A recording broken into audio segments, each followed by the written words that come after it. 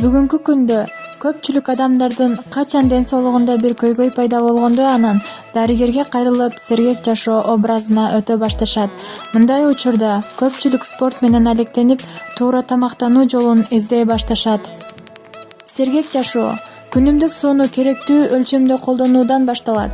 Баарыбыз билгендей, адамдын организми 72% суудан турат. Андыктан бизге суу абдан керектүү жана пайдалуу жаратылыш ресурсу болуп саналат. Салам достор. Сиздер Элдик ТВ каналынын элге керектүү маалыматтарын көрүп жатасыздар. Бүгүнкү видеодо суунун ден соолукка пайдалуу касиеттерин айтып беребиз. Андыктан биз менен видеонун аягына чейин болуңуз. Достор, каналга катталып, жанындагы коңгуроочону басканды унутпаңыз.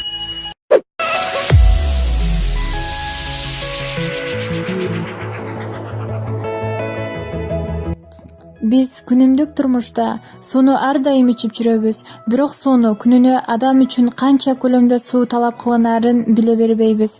Адистердин айтымында, күнүнө чоңдор үчүн 2 литр таза суу кайнатылган эмес, табигый суу талап кылынат экен.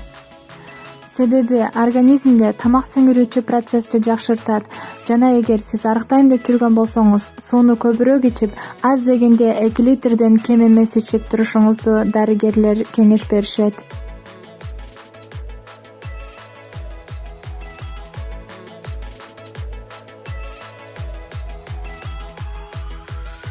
Сууну тамак ичерден 20 минут алдын же тамак ичкенден кийин 20 минутадан кийин 2 стакан суу ичкен ден соолукка пайдалуулугу абдан жогору болот.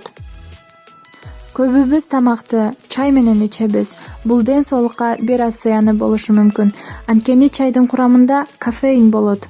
Ушул видеодон кийин бир аз болсо да чайды азайтып, сууну көбүрөөк ичип баштайсыз го деп үмүттөнөм.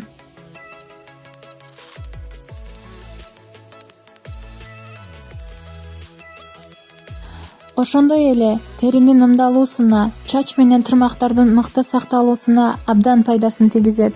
Кандай суулар көп пайдалуу, кандай суу ичсек болот? Ушул суроого жооп издеп көрсөк. Окумуштуулар далилдегендей, табигый тоо суулары, булактан чыккан суулар минералдык заттарга бай болгондуктан пайдалуулугу да абдан жогору болот. Суу бул тамакты энергияга айлантып, зат алмашууну жакшыртып, организмдеги токсиндерди, зыяндуу заттарды айдап чыгарат. Жана бул суу денедеги нормалдуу температураны тең салмактуу кармап, муундардын жеңил кыймылдашын жана жүрөк кан тамырларынын жүрүшүн жакшыртып, кандын суюлуусуна жардам берет.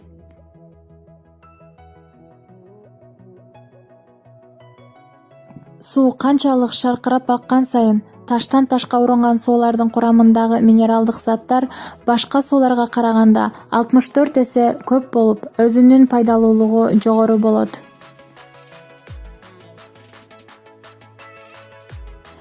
Ал эми крандан чыккан суунун пайдалуулугу азыраак, курамындагы хлор коркунучтуу уу болуп эсептелинет.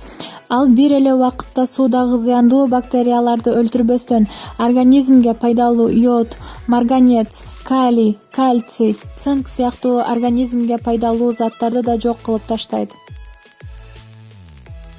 Эң негизгиси, тазаланган газы жок минералдык суу ичүү дарыгерлерден кеңеш берилет. Эгер суунун организмге жетишсиздиги, кан коюлуп, жүрөктүн согушу жогорулап, ичеги карындардын иштеши начарлап, мээнин иштеши да жайлап, мээден чыккан гормондордун чыгуусу азайышы байкалат.